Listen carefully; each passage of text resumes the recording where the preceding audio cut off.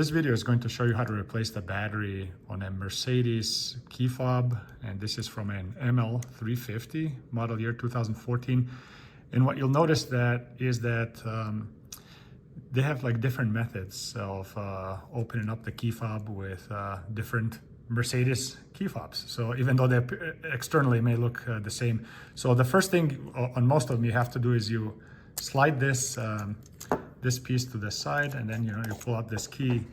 In the case of this particular Keyfob, you use the front part of the key that you just pulled out, and you push it in here like this. See, at the end you kind of push it.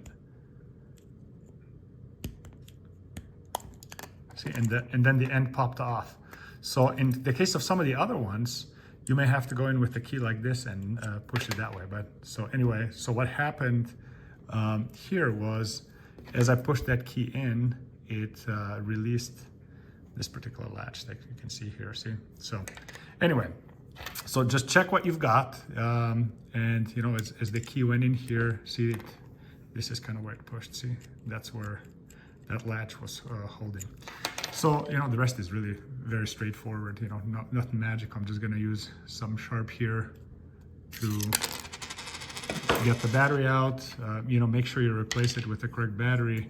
Here I'm just using a CR 2025, which is what it calls for. So here's the replacement one. We'll put the replacement in. Ensure the same correct orientation. So you push it in. And then we'll push the front end in, the latches, and then the back end is just gonna get pushed in.